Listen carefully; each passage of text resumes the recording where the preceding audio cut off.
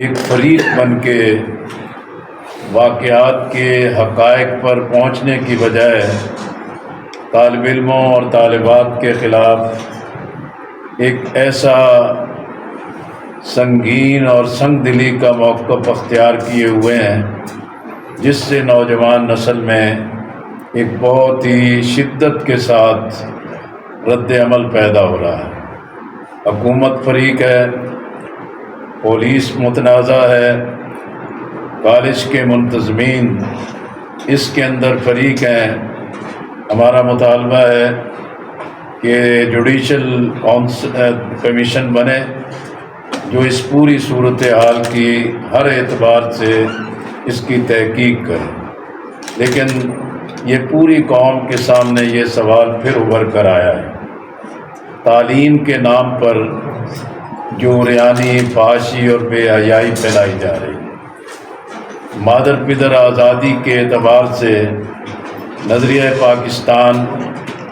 اور اسلام کے سنہری اصولوں سے جو انحراف کیا جا رہا ہے، اور اسی طرح حکومت جو ہے کہ بے تدبیری کے ساتھ انٹرنیشنل NGOs کے دباؤ اور انٹرنیشنل فورمز کے دباؤ پر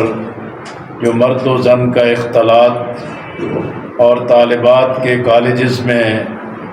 مردوں کے تعیناتی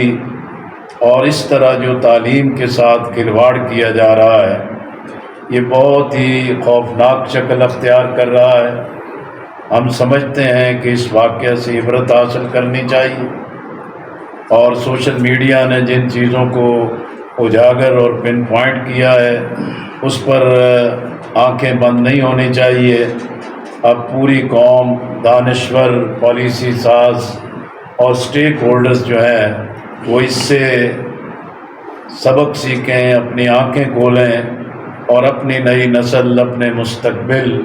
اور قوم کی بیٹیوں کے مستقبل کی حفاظت کے لیے اپنا کردار ادا کریں۔ بہت شکریہ۔ تنہائی میں ملاقات کی ہے اور بھارت سے تعلقات بحال کرنے کا جو عندیہ دیا ہے، ہم سمجھتے ہیں کہ ہندوستان کا جو فاشزم ہے، کشمیریوں کے ساتھ ظلم کی جو انتہا ہے، اور یک طرفہ طور پر ہندوستان نے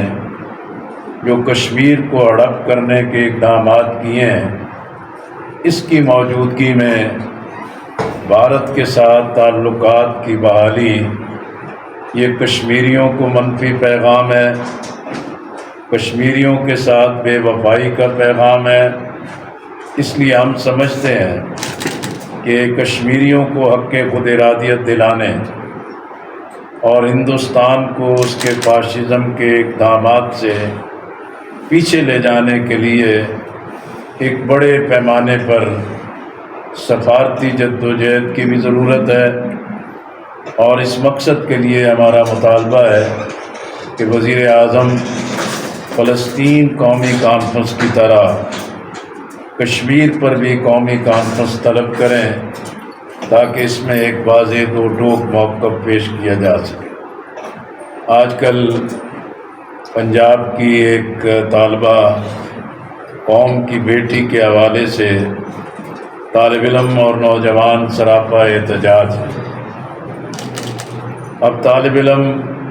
اپنے موقف پر قائم ہیں اور احتجاج کر رہے ہیں۔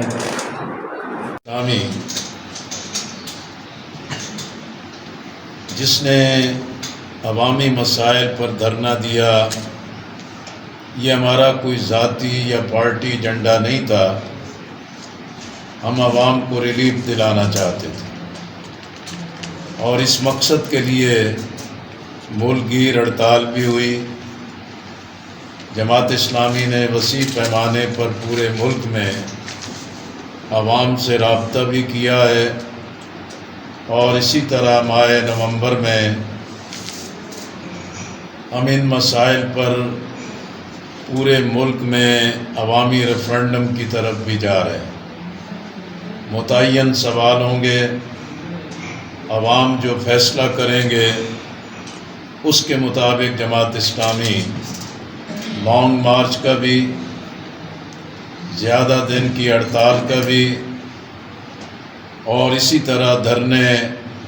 اور احتجاج کا اعلان کرے گی۔ ہم انشاءاللہ عوام کو تنہا نہیں چھوڑیں گے، لاوارث نہیں چھوڑیں گے۔ وزیر قانون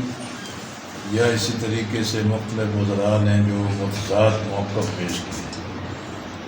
اس سے تو پھر یہی بات ظاہر ہو رہی ہے کہ یہ آئینی ترامیم حکومت کی یا سیاسی بنیادوں پر نہیں ہے، یہ اندیکھی قوتیں اور کسی دباؤ کے تحت یہ آئین کو متنازع بنانے کی کوشش کی جا رہی ہے، اور یہ ہمارا ماضی قریب بھی اور تاریخ بھی گواہ ہے۔ کسی بھی دباؤ کے تحت بدنیتی کی بنیاد پر جو قانون سازی کی جاتی ہے وہ کالا قانون ہوتا ہے، اور بالآخر حکومتیں خود اس کے شکنجے میں آتی ہیں۔ اس لیے ہم بار بار کہہ رہے ہیں کہ جب 2/3 اکثریت نہیں ہے، حکومت بلیک میل ہو رہی ہے، اور ترمیمیں لائے جانے کے پس منظر اب لوگوں پر واضح ہو رہے ہیں، تو وزیر اعظم ہمت کریں، عوام کے مسائل کے حل کو ترجیح دیں اور متنازع ترمیم سے اپنا ہاتھ کھینچ لیں۔ مسائل کا حل چاہتے ہیں۔ حکومت نے قوم کے ساتھ یہی وعدہ کیا تھا کہ ہم IMF کے ساتھ پروگرام لینے میں مصروف ہیں، اور ہم پر یہ دباؤ موجود ہے، اور IMF کے پروگرام کی تکمیل کے بعد عوام کو ریلیف دیں گے، لیکن عام آدمی بجلی کے بہت ہی مہنگے بل، گیس کی ناقابل برداشت قیمت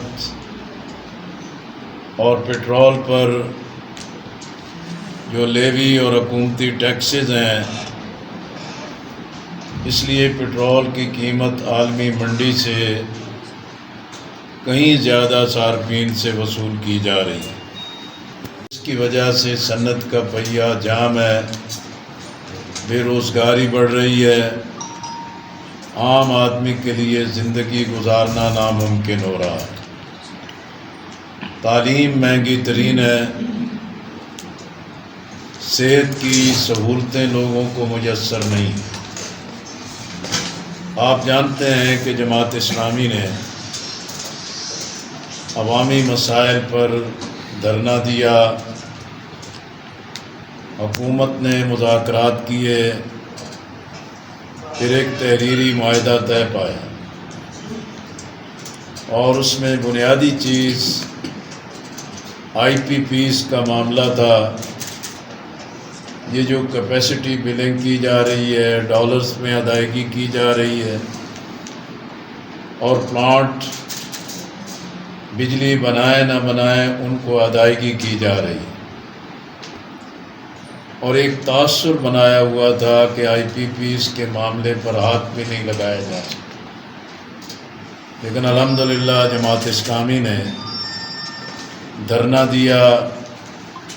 عوامی مسائل کو اجاگر کیا۔ پنجاب حکومت جو عوام کو ریلیف دینے پر مجبور ہوئی، وفاقی حکومت نے بھی عارضی ریلیف دیا۔ اب IPPs کا معاملہ بھی ایک طرف لگ رہا ہے، اور اس کے اتحادی تو یہی چاہیں گے کہ مذاکرات میں اپوزیشن کو انگیج کر کے اپنی مرضی کا ترمیمی پیکج تو لے آئیں، لیکن تاثر یہی دیں کہ بھی سب اس میں شامل ہیں۔ اس لیے جماعت اسلامی نے مکمل طور پر متنازع آئینی ترامیم کے پیکج کو مسترد بھی کیا تھا، اور ہمارا مطالبہ ہے کہ حکومت نان ایشوز کو بڑے ایشوز بنا کر عوام کے ساتھ دھوکہ اور کھلواڑ بند کرے۔ جو ہے نا کہ بالکل ایک کینسر لاحق ہو گیا ہے ہماری قوم کو، تمام اداروں کو۔ پھر یہ ہے کہ بھی احتساب کے پورے نظام کو جس طرح غیر مؤثر کر دیا ہے، اس کی کمر توڑ دی ہے، اور کرپٹ لوگوں کے تحفظ کے لیے ریاست کا نظام محافظ بن گیا ہے، یہ بہت ہی المناک ہے۔ اور خاص طور پر اٹک جیسے علاقے میں یونیورسٹی کے اندر تعلیم کے ساتھ جو ایک کرپشن کی نشاندہی کی گئی ہے، یہ بہت ہی المناک ہے۔ ہمارا مطالبہ ہے کہ اس کی مکمل تحقیقات ہونی چاہیے، اور اگر یہ حقائق پر مبنی چیزیں ہیں تو جو اس کے مجرم ہیں ان کو قانون کے دائرے میں لایا جائے اور ان کا محاسبہ کیا جائے۔ اسی طرح معدنیات کے حوالے سے بھی جو ہے کہ آئین، قانون، ہر چیز واضح ہے، لیکن المیہ یہی ہے کہ بھئی حکمران جو ہیں، ادارے جو ہیں، وہ محض مال بنانے کے لیے، پیسہ ہڑپ کرنے کے لیے ہر قانون اور ضابطے کو بھی پامال کرتے ہیں اور عوام کو بھی نقصان پہنچاتے ہیں۔ اس لیے میں سمجھتا ہوں کہ وفاق کو بھی، صوبائی حکومت کو بھی، اور اسی طریقے سے جو مائنز کے جتنے بھی ادارے ہیں، اٹک کے ساتھ جو زیادتی کی روش اختیار کی گئی ہے اس کا ازالہ ہونا چاہیے۔ نیوز اپڈیٹ کے لیے دیکھتے رہیے GNN۔